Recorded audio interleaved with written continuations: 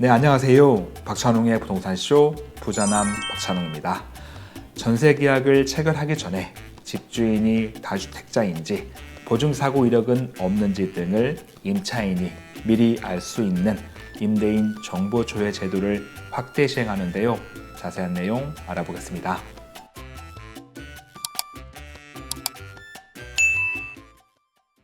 이번 시간은 임차인 입장에서는 다행이다, 참 잘됐다 라고 거고, 집주인 입장에서는 이제 또 이것까지 알려줘야 돼 라고 할 수 있는 내용입니다. 5월 27일부터 올해입니다. 5월 27일부터 임차인은 전세계약을 체결하기 전에 집주인의 정보를 사전에 확인할 수가 있게 됩니다. 여기서 말하는 임대인 정보, 집주인 정보는 어떤 거냐면 크게 세 가지인데요. 첫 번째는 다주택자 여부, 집주인이 집이 몇 개인가. 여기서 좀 의문이 가시죠? 주인이 가지고 있는 주택수를 다 알 수 있다? 조금 의문인데, 이게 어떤 뜻이냐면 단순하게 이 집주인이 가지고 있는 주택수를 아는 게 아니라 집주인이 가지고 있는 주택 중에서 이제 보증회사 허브에 전세금 반환 보증, 그 보증보험이 들어있는 그 주택이 몇 개인지 이걸 확인하는 겁니다. 두 번째, 보증금지 대상 여부, 집주인이 보증보험을 가입할 수 없는 그 대상인지 이걸 확인하는 거고요. 세 번째는 전세금 반환 보증 사고 이력, 해당 집주인이 과거에 임차인의 보증금을 돌려주지 못해가지고 보증회사가 대신 준 적이 있는지 그 사고 이력을 확인하는 겁니다. 심지어 이 세 가지를 집주인 동의 없이 가능하다는 거예요. 그렇다 보니까 임차인 입장에서는 다행이다, 참 잘됐다 라고 생각할 수 있지만, 반대로 집주인 입장에서는 이제 전세 맞추기가 이렇게 어렵나, 이제 이런 것까지 알려줘야 되나? 라고 부담을 가질 수 있어요. 사실 집주인 입장에서 보면 이 세 가지 외에 이미 임차인에게 계약할 때 알려주고 있는 정보가 있습니다. 어떤 거냐면 집주인이 국세나 지방세를 다 완납했는지 이 여부, 그리고 다가구 주택처럼 이제 계약하고자 하는 임차인보다 먼저 들어가 있는 임차인이 있다면 그 임차인들의 확정일자하고 보증금 이런 걸 다 알려줘야 되거든요. 자, 거기도 사실은 좀 부담인데 거기다가 이 세 가지까지 미리 알려준다면 아마 집주인 입장에서는 상당한 부담으로 느낄 수 있는데, 그렇지만 이제 어떤 제도라는 건 사회적 약자, 경제적 약자, 상대적 약자라고 부를 수 있는 우리 임차인들을 보호하기 위한 제도니까 좀 집주인 입장에서 부담되시더라도 넓은 마음으로 이해를 해야 되지 않을까 싶은 생각이 들고요. 자세한 내용은 이제 보도 자료 보면서 설명드리겠습니다. 제목을 보시면 전세 계약 체결 전에 집주인 정보를 사전에 확인할 수 있다 라고 되어 있네요.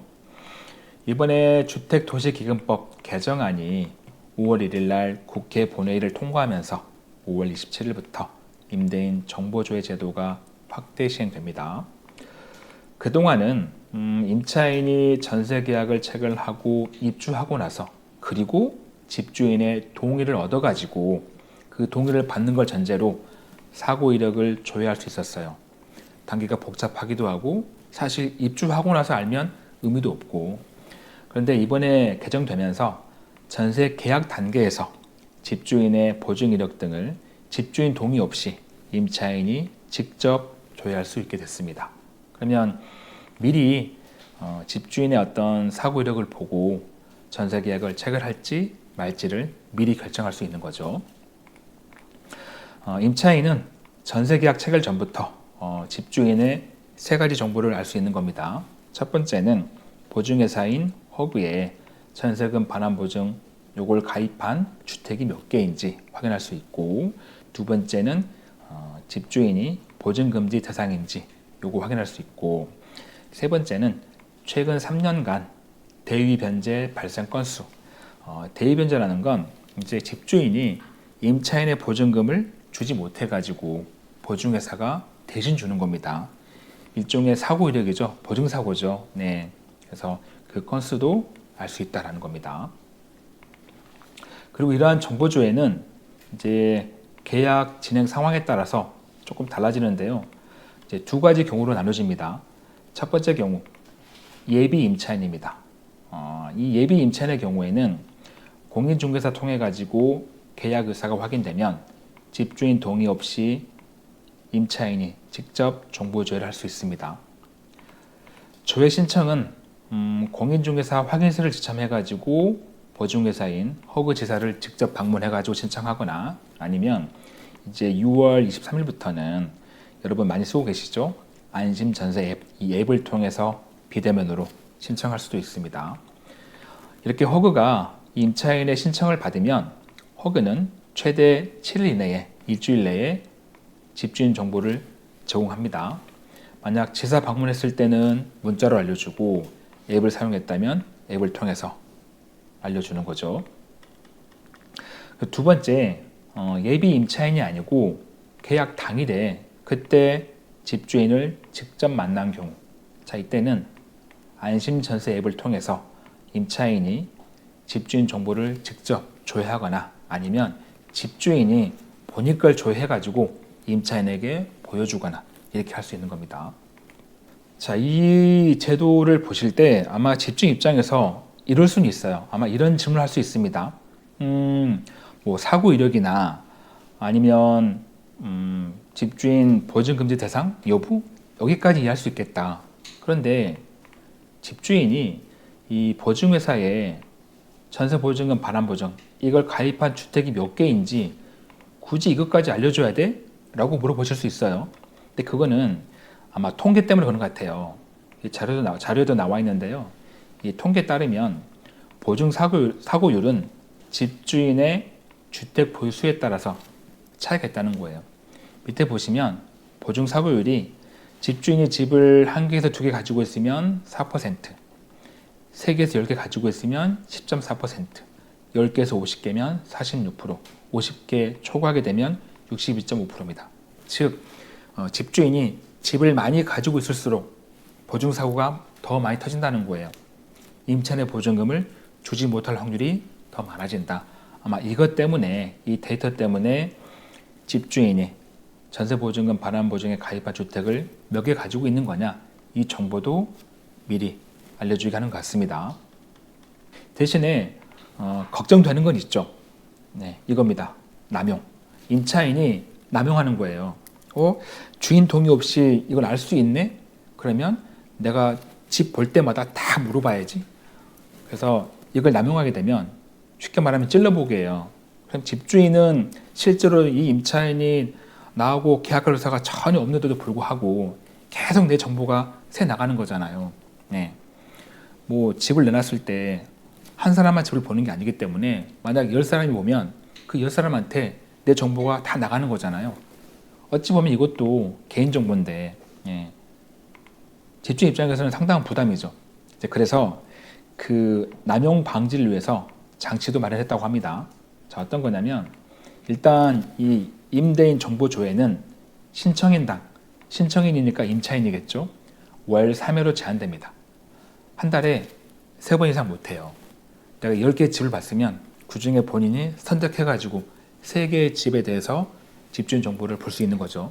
나머지 7개는 못 보는 거고. 그리고 이렇게 조회가 되면 집주인에게 정보 제공 사실을 알리는, 당연히 알려야죠. 이거는 당연한 겁니다. 문자 통신 시스템 이것도 운영하겠다. 밑에 나와 있어요.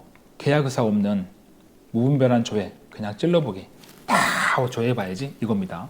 이걸 방지하기 위해서 부동산 거래 관리 시스템을 통해서 실제로 계약이 체결됐는지 이걸 확인하겠다. 그리고 공인중개사 통해 가지고 계약의사 검증 이런 것도 철저히 시행하겠다라고 했는데 사실 이건 어렵습니다. 임차인 입장에서야 월 3회죠. 하지만 반대인 집주인 입장에서는 월 3회로 안 끝나겠죠. 이게 월 5회가 될지 10회가 될지 또는 그 이상이 될지 알 수 없는 거니까 내 집을 여러 사람이 보러 오면 그만큼 횟수가 느는 거잖아요. 예. 그리고 여기 계약 체결 여부 확인하고 할 수 있겠죠. 계약 의사 검증 할 수 있습니다. 그런데 계약한다고 했다가 계약 안 했을 때 이건 뭐라고 할 수 없어요. 계약이라는 건 오로지 본인 선택이니까. 계약한다고 했다가 안 했을 때 어떤 벌칙이 없잖아요. 그래서 사실은 월 3회도 3회지만 임차인 스스로도 정말 필요할 때 집주인의 정보를 줘야 하는 그런 노력이 필요할 것으로 보이고요. 집주인 입장에서는 또 이렇게 계약 체결하기 전에 임차인에게 좀 알려줄 게 더 늘었으니까 놀라지 마시고 앞으로는 이제 계약하려면 이제 집주인도 뭔가 할 게 많구나라고 이해하시기 바랍니다.